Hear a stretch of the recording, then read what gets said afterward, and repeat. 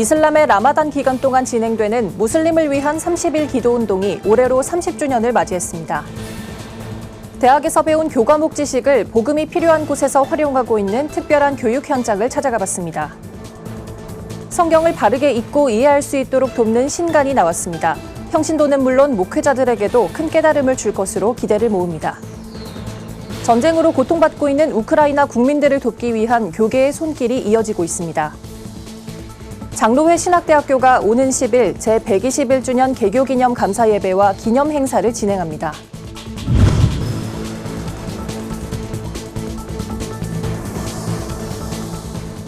여러분 안녕하십니까? 구티비 뉴스입니다. 매년 이슬람 국가의 금식 기도 기간인 라마단에 맞춰 진행하는 무슬림을 위한 30일 기도운동이 올해도 이어졌습니다. 지난 2일까지 진행된 기도운동은 올해로 30주년을 맞이했는데요. 무슬림 선교라는 특별한 사역에 앞장서는 이들의 이야기를 들어봤습니다. 권현석 기자입니다. 이슬람 국가들의 대대적인 금식 기도가 진행되는 라마단 기간. 매년 이때에 맞춰 무슬림 복음화를 위해 기도하는 무슬림을 위한 30일 기도운동이 올해도 이어졌습니다. 1992년 소수의 중동 선교사들 사이에서 시작돼 현재는 총 40여 개국에서 진행되는 기도운동은 올해로 30주년을 맞았습니다. 30일 기도운동을 이끌어가고 있는 이현수 대표는 특별히 3년간 지속된 코로나19 위기 속에도 무슬림을 향한 성도들의 기도는 멈추지 않았다고 전했습니다. 지난 한 2년 동안 굉장히 저희들은 위축될 줄 알았어요. 근데 오히려 코로나가 우리 성도들이 기도에 좀 집중할 수 있도록 도우지 않았는가. 코로나 기간 중에 많은 성도들이 기도하게 되면서 생각보다 저희들이 많이 격려를 받았습니다.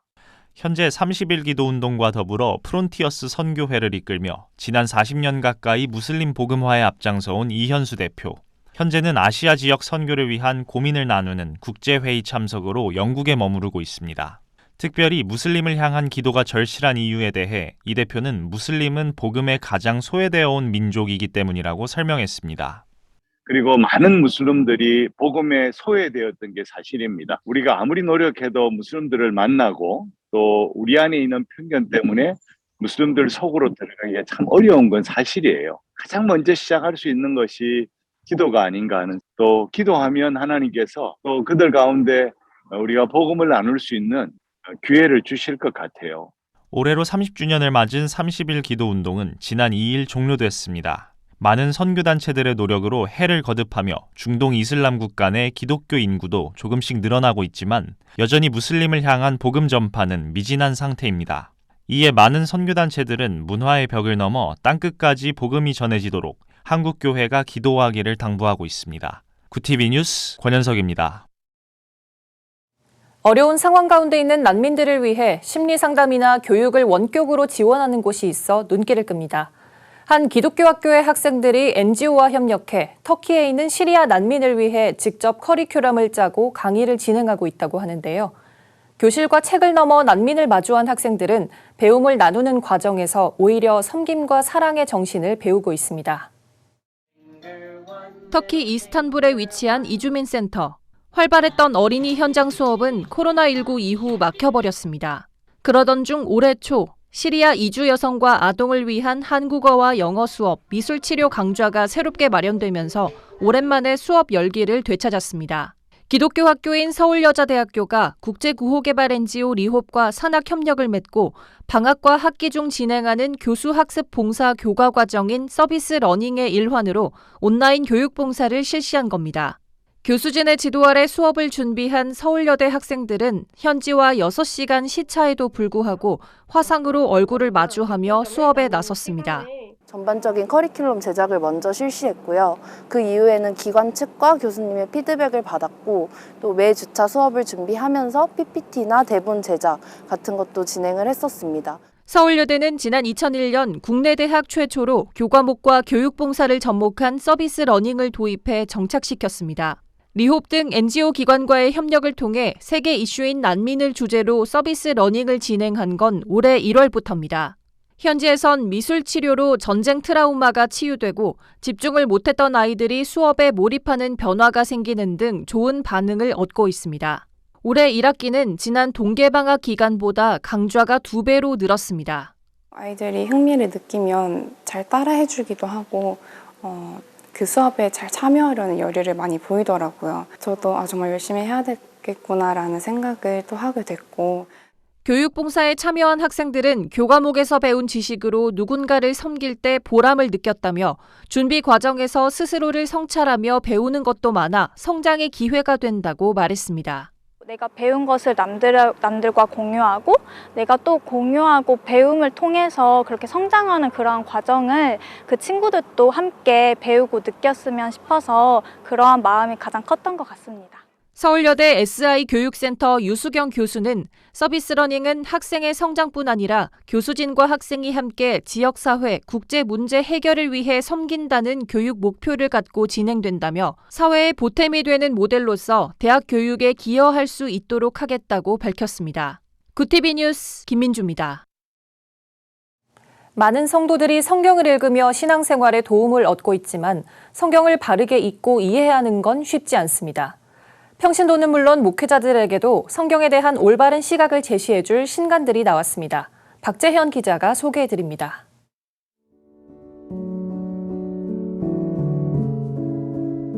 평신도들의 눈높이에 맞춰 마가복음을 쉽고 바르게 해설해주는 책이 출간됐습니다. 마가복음에 대한 강해와 해설이 함께 어우러진 평신도를 위한 쉬운 마가복음은 저자만의 탁월한 해석으로 마가복음에 담긴 본래의 의미와 오늘날 독자들에게 어떤 메시지를 전해주고 있는지를 깊게 들여다봅니다.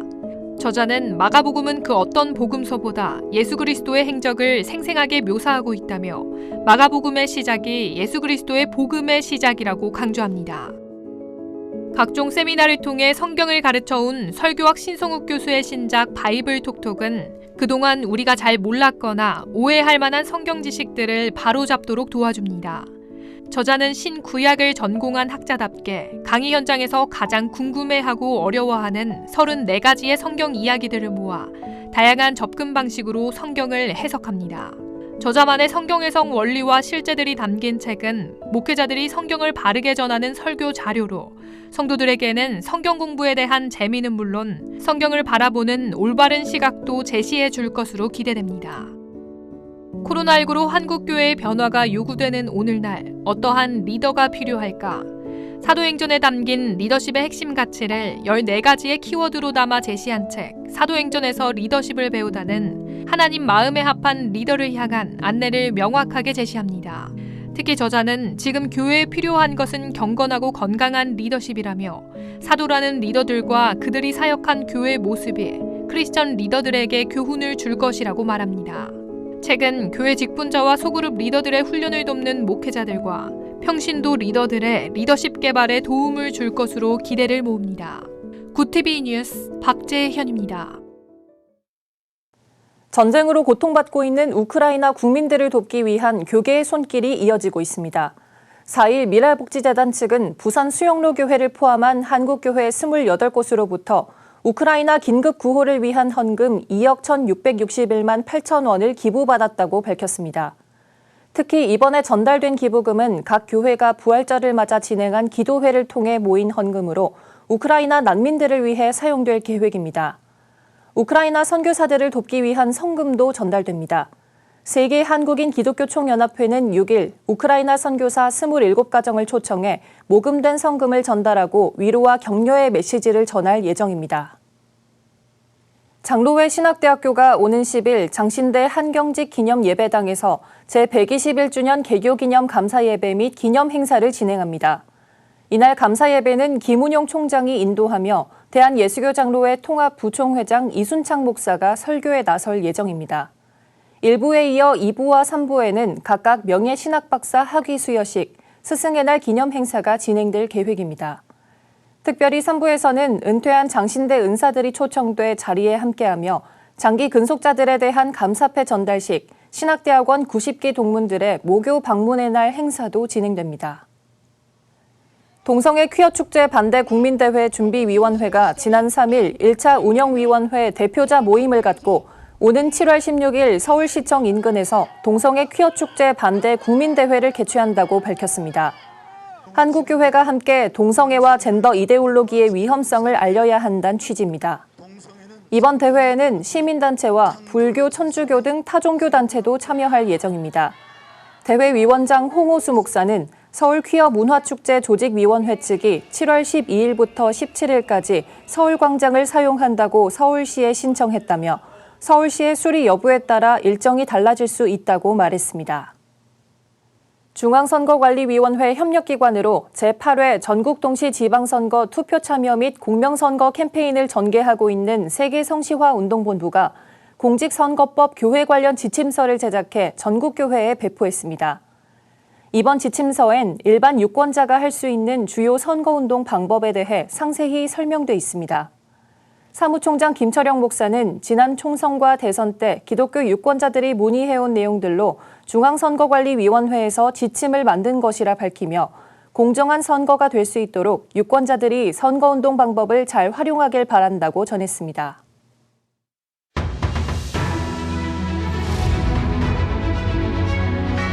오늘의 이슈 포커스입니다. 윤석열 대통령 당선인은 새로 출범하는 대통령실에도 국정상황실을 유지하고 초대실장에 한호섭 전 청와대 선임행정관을 내정했습니다.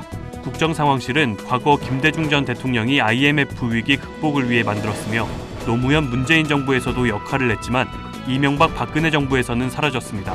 보수 정권에서 처음으로 국정상황실이 생기는 셈인데 장제원 당선인 비서실장은 재난 대응이나 치안, 정치 현안에 즉각 대응하고 확인하는 차원에서 당연히 존재 필요성이 있다고 설명했습니다.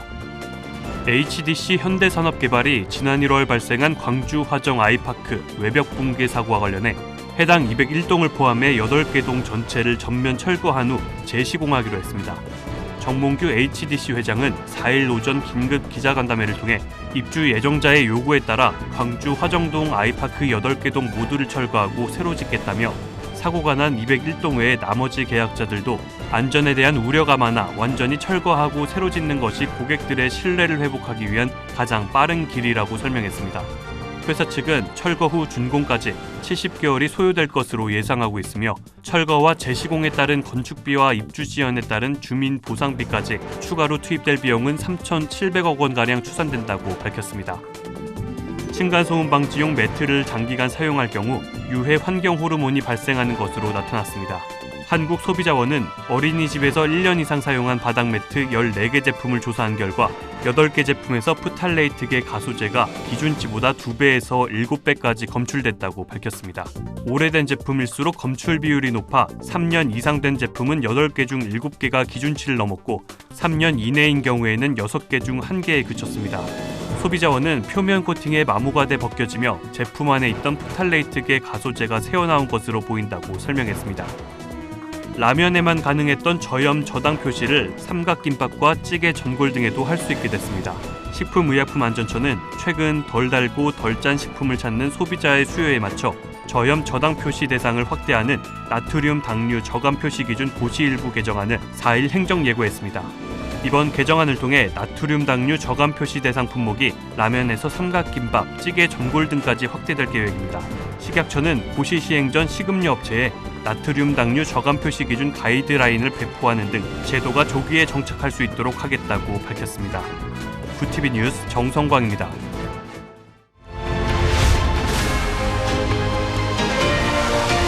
구TV 월드와이드입니다. 우크라이나 아조우스탈 제철소를 빠져나가지 못한 민간인이 수백 명에 달하는 가운데 러시아군이 아조우스탈 상륙을 시도했습니다. AFP 통신에 따르면 아조우스탈 제철소에서 최후의 항전 중인 아조우 연대의 스비아토슬라우 팔라마르 부사령관은 현지 시간 3일 러시아군이 탱크와 장갑차를 앞세워 아조우스탈을 맹공하고 있다고 밝혔습니다. 팔라마르 부사령관은 또 러시아군은 해안 쪽에서 보트를 이용해 대규모 보병 병력을 상륙시키려 하고 있다고도 덧붙였습니다. 대륙간 탄도미사일 시험 발사를 재개한 북한을 추가로 제재하자는 결의안이 이번 달 내로 유엔 안전보장이사회에서 표결에 붙여질 예정입니다. 지난달 미국이 안보리 이사국에 배포한 제재안에는 기존 결의에 포함된 탄도미사일 외에 순항 미사일을 포함해 핵무기로 쓸 수 있는 모든 운반 체계로 금지 범위를 확대하는 내용이 담겼습니다. 다만 상임 이사국인 중국과 러시아가 대북 추가 제재에 부정적인 입장이기 때문에 결의안 채택 가능성은 높지 않은 것으로 보입니다. 코로나19 백신의 지적 재산권 면제 논의를 진행해온 미국과 유럽연합, 남아프리카 공화국, 인도가 합의안 초안을 마련했다고 현지 언론이 밝혔습니다. 해당 합의안은 164개 회원국 통상장관이 참석하는 6월 WTO 제12차 강요회의 논의에서 채택 여부가 최종 결정됩니다. 응꼬지 오콘 조이웨알라 WTO 사무총장은 중국을 비롯한 여러 회원국의 지지를 받을 수 있는 실행 가능한 방안을 내놓는데 최근 진행된 협상에 초점이 맞춰졌다면서 실제 중국 정부도 자국을 선진국으로 간주해 더 엄격한 기준을 적용하는 이번 합의안의 호의적 태도를 보였다고 말했습니다. 시진핑 중국 국가주석은 4일 청년절을 맞아 항공우주 과학기술 분야의 자립 자강을 위한 노력을 강조했습니다. 인민일보에 따르면 시 주석은 2일 중국 항천과학기술 그룹의 우주정거장 건설 임무에 참여 중인 청년들에게 보낸 서신에서 유인 우주비행의 정신을 드높여 중국 항공우주과학기술의 자립 자강을 위해 노력해달라고 주문했습니다. 시 주석은 또 연내 완공을 목표로 하는 우주정거장 탱궁, 달 탐사선 창어 등 그간 이룬 우주과학기술 분야 성취를 나열하며 신시대 중국 청년의 진취적 정신 풍모를 보여줬다고 평가했습니다. 굿TV 뉴스 박재현입니다.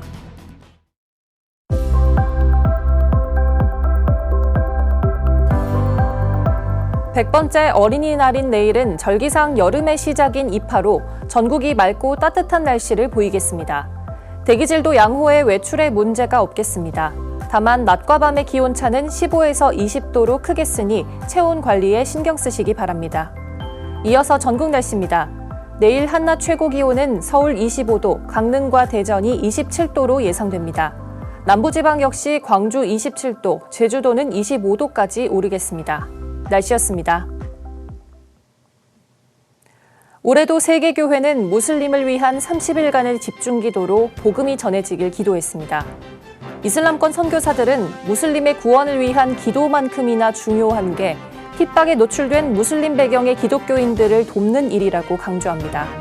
어려운 환경 속에서도 믿음을 지키는 그리스도인을 위한 기도에 늘 힘써야겠습니다. 이상으로 뉴스를 마칩니다. 오늘도 함께해 주신 여러분 고맙습니다.